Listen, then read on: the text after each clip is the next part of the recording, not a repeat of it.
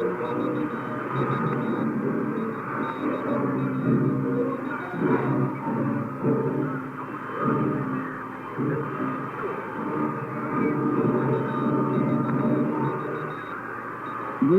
Radio Tirana, broadcasting from the People's Republic of Albania.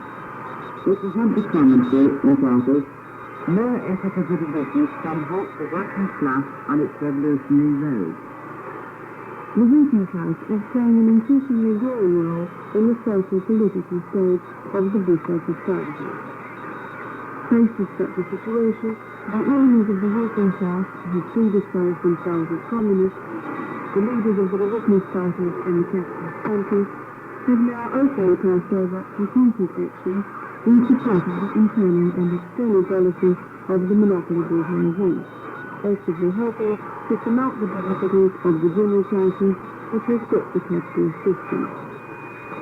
The statement of integration with the bourgeoisie, on which all modern business have based their activity, has even been revealed the true political and ideological features of the revisionists, and has clearly expressed the essence of revisionist opportunism and the great damage that their betrayal has wrought to the working class and the revolutionary movement.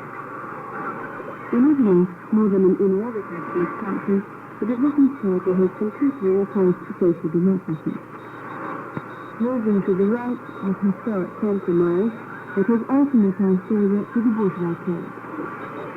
Here are a few recent facts which claim this. In a recent interview given to the economic daily Il Globo, Giorgio Amendola, one of the leading figures of the Italian Resistance Party, said, "For years on end, we have been of the opinion that without any party, that is the Italian Resistance Party, it is impossible to rule. The presence of the communists, that is of the revisionists, continues Amendola, in the government circles is an absolute necessity. While the leaders of the German Resistance Party continue to remain loyal to the German Constitution and swear that they will always do so. But they even say that if it is consistently applied, the Constitution may lead to socialism.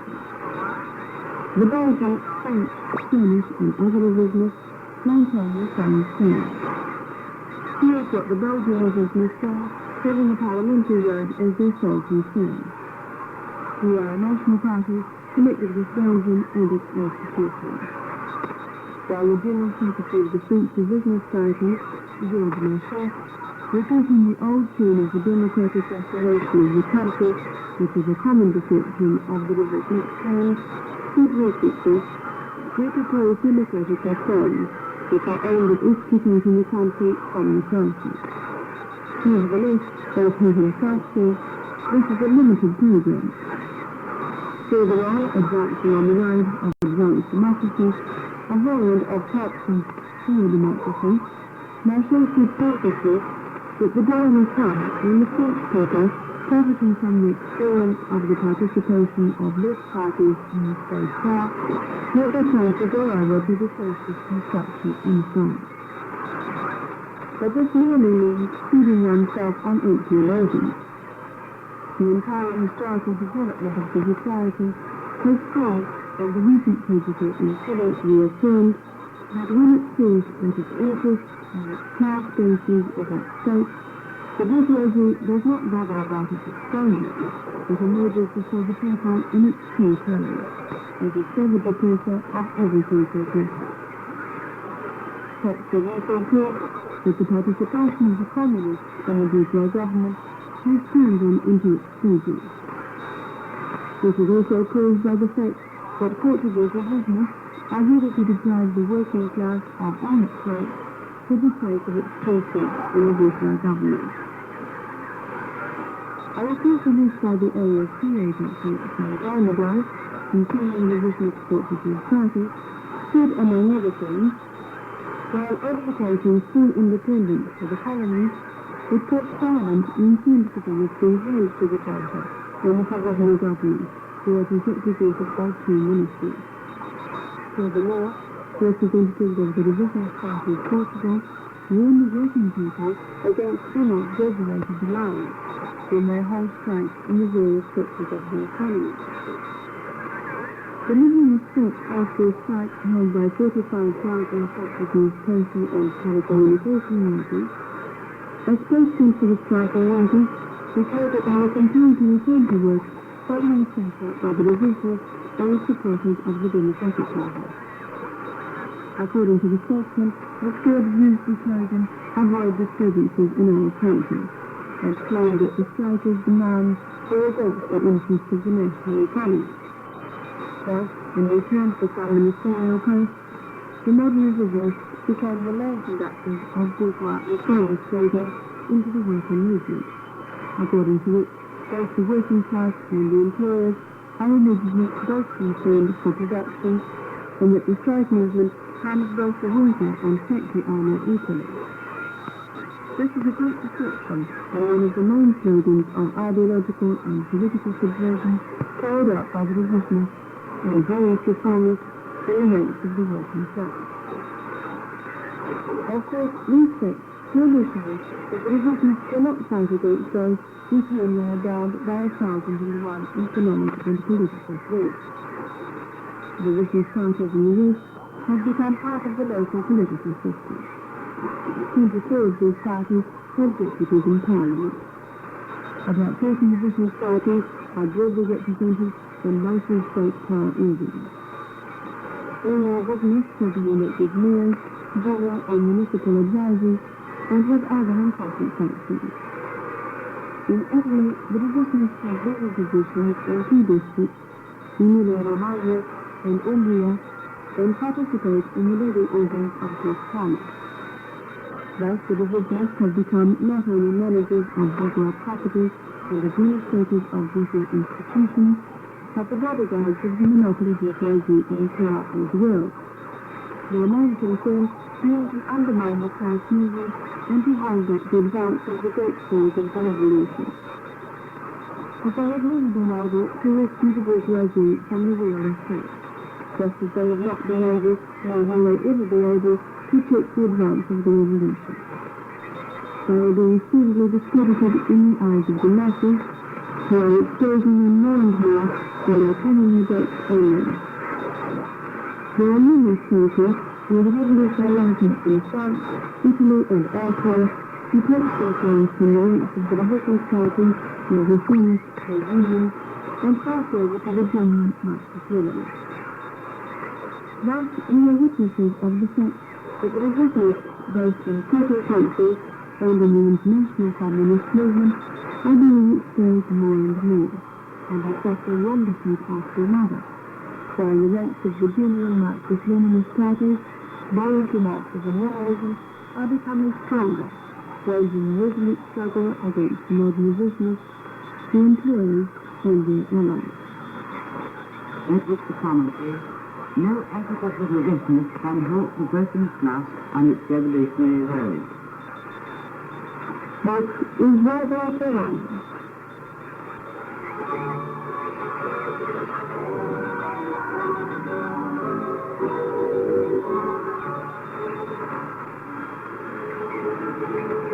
The future, the course and characteristics of the People's Revolution in Albania.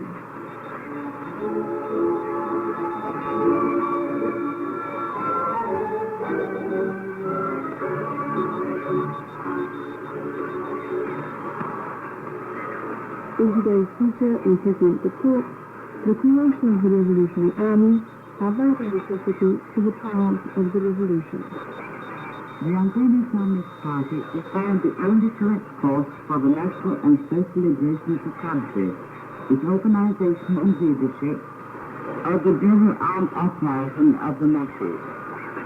This course is based on the Marxist-Leninist teaching that the occupiers and the ruling classes do not leave the state of history of their own accord, that the peoples must respond to foreign aggression and occupation with their liberation armed struggle, and to the counter-revolution of the bourgeoisie and reaction with the armed revolution of the labouring masses.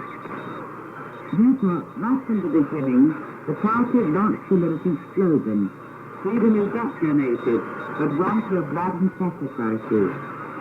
Though it was carrying out its activity in a situation of much illegality and vicious terror, the Albanian Communist Party threw itself into military action to carry out its programs and the all-round preparation of the masses for the general armed uprising, through propaganda, anti-fascist mass demonstrations, protests, political demonstrations, and continual military action. The party considered the creation of the regular National Liberation Army as a vital necessity for the general armed uprising. On the initiative of the party, two guerrilla units were set up, first, and later on in the countryside. The partisan units and battalions were set up from guerrilla units. But larger formations were required for the complete liberation of the country. The regular revolutionary army had to be founded. For the organization of this regular army, on the initiative of the Central Committee of the Communist Party, the General Staff of the Albanian National Liberation Army was created on the 10th of July 1943. This event marked the transition to the general armed uprising. The General Staff concentrated in its own hands the strategic and operative leadership of the armed struggle against the fascist occupiers and the local traitors, simultaneously working out the tactics of this struggle. Brigades were first decided on as the biggest formation of the regular army. The rest of the fighters constantly increased, and partisan divisions were created from the brigades. Apart from the partisan detachments, voluntary units were created in the liberated villages too, which joined the fighting against the enemy each time the partisan commands called upon them. They included thousands of fighters. In order to struggle against the occupiers and the local traitors, the National Liberation Army created an effective of 20,000 fighters. The Albanian people and their Revolution Army fought more than 15 Italian and German divisions, completely defeating them and liberating the country by completely relying on their own forces. The creation of the National Liberation Army is the work of the Albanian Communist Party. Comrade Tirana was the main organizer, leader, and teacher of the Albanian National Liberation Army. The creation and leadership of the Albanian National Liberation Army by the Communist Party determined its revolutionary and popular character. The Albanian partisans fought with unprecedented difficulties in the struggle against enemies far stronger and emerged triumphant because they were led by the party which worked out a just strategy and tactics which resulted in victory and imbued the fighters with lofty moral features. The indisputable march superiority over the enemy of the National Liberation Army and the armed people was a decisive factor to cope with the superiority of the occupiers in number and war material and to triumph over them. The National Liberation Army fought not only for national liberation, but for social liberation as well. It became a powerful weapon for the destruction of the old feudal bourgeois power, a defender of the new political power, which was created in the course of the struggle in the form of National Liberation Councils. The Albanian Revolutionary Army was educated by the party as an army with a high internationalist spirit. Two divisions of the Albanian National Liberation Army went to the aid of the fraternal people of Yugoslavia. The Albanian people and their National Liberation Army was not defeated and did not allow the character of the National Liberation Army to be violated by British and American imperialism, which in many countries of Europe undermined the national liberation movement and dominated them. The experience of the national liberation struggle of the Albanian people proves very well that the only way to win freedom and establish people's state power is the armed struggle of the masses of the people, led by the Marxist-Leninist Party against the occupiers and reaction. Any deviation from this road, any illusion for victory through a peaceful road, compromising and concessions, which the modern revisionists have been industriously teaching, is nothing else but sabotaging the revolution and betraying the lasting interest of the people. The 10th of July is celebrated in Albania as the founding day of the Albanian People's Army. Founded in the People's Revolution, the Albanian People's Army, under the unified leadership of the Party of Labour, which has always constituted the basis of all its victories, became one of the most important weapons of the defense of the proletariat. It defended the victories of the revolution, routed the bands of escaped criminals, defeated the threats and provocations of the Anglo-American imperialists and their tools, stood invincible in the face of plots, threats and blockades of the imperialists led by Russian imperialism and of the modern revisionists led by the Soviet renegade Greeks. The Party of Labour rejects the bourgeois views on the construction of the army and firmly fought against opportunist and modern revisionist theories and interferences which claimed that the existence of the Albanian People's Army was practically unnecessary.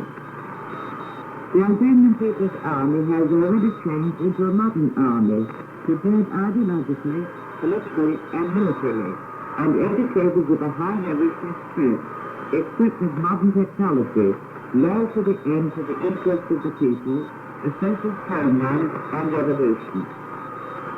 The question of the defense of the social homeland in Albania has become a question of the entire people.